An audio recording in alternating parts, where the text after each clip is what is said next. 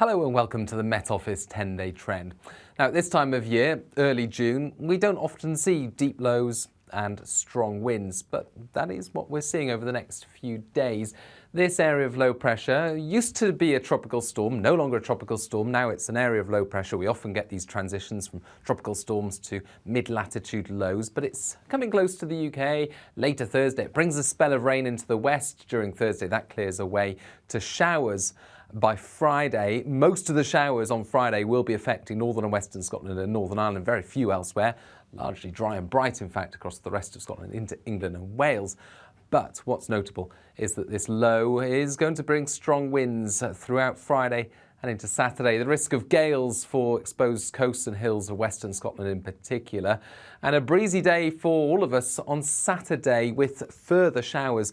Now the showers in the north and west of Scotland and Northern Ireland will be heavy and frequent. Risk of hail and thunder as well where these showers occur.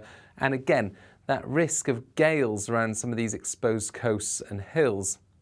But come further south, and although it is a breezy day with that wind particularly gusty over the hills of northern England, Scotland and parts of Wales, well, actually there'll be plenty of dry and bright weather on Saturday, plenty of sunny skies, and it won't be that windy in the south, out of the wind with the sunny spells, feeling pleasant enough. Temperatures around average, that means high teens and low 20s. So a very different feel to the day towards the southeast, where there'll be some warm sunshine around and it will be mostly dry, compared with, say, a hilltop in the west of Scotland where, well, we could see gales, frequent heavy showers with hail and thunder, and a lot of cloud cover, and also feeling cool.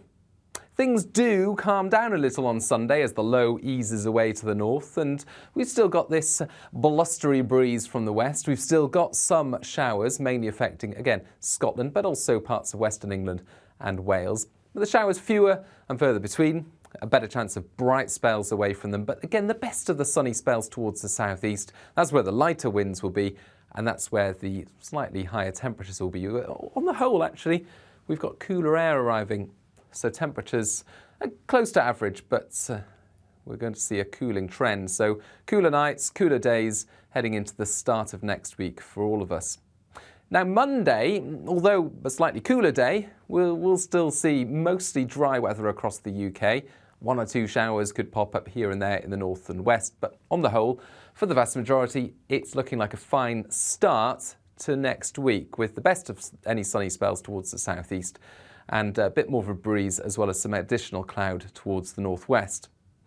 Now at some point later Monday and more likely into the start of Tuesday, different computer models have different ideas on the timing of this, an area of rain will spread in from the northwest along with a strengthening wind, and actually for Monday night into Tuesday it turns increasingly wet from the northwest, some heavy rain especially over the hills of western Scotland. Now, bearing in mind the showers over the next few days could tot up to around 50 to 70 millimetres over some of the more exposed spots of western Scotland, and then this additional area of rain coming in for the start of next week could also add another 50 to 70 millimetres. It's looking like a fairly wet period for the northwest. The rain will sink south, and so all areas likely to see that rainfall during Tuesday, along with a strengthening wind, but the wind won't be quite as strong as we're expecting over the next few days. And of course, with that rain arriving, it's going to feel disappointingly cool, not very summery, that's for sure. Now, once that rain's out of the way, you can see low pressure to the northwest of the UK, high pressure towards the southwest, but neither of them completely dominating the UK's weather, and a flattish jet stream across the Atlantic. And really, this situation that we're in for the start of next week is expected to continue throughout next week. This kind of weather pattern.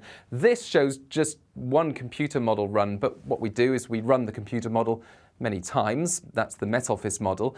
And we also see computer model runs from the European model and the American model. And when 30 or so computer model runs from each of these different organizations are added up, well, we produce a summary for what the most likely weather pattern is for later next week. And here it is. It looks roughly similar to the previous chart, and that shows low pressure to the north of the UK, high pressure towards the southwest, and a changeable westerly airflow. What does that mean for the weather?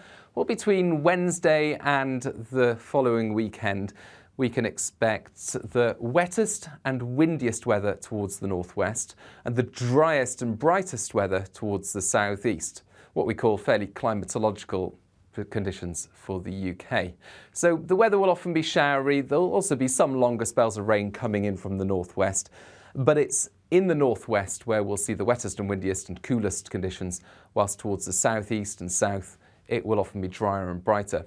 So that means if you're in Shetland, if you're in the Western Isles, Glasgow, Belfast, I think you'll have a very different impression for next week compared to if you're in Norwich, London, Cardiff, Birmingham. In these areas, it won't feel too bad. There'll be some warm sunshine at times. It won't be too windy. There'll be some showers coming through from time to time, but a lot of the time, I think it will be mainly dry.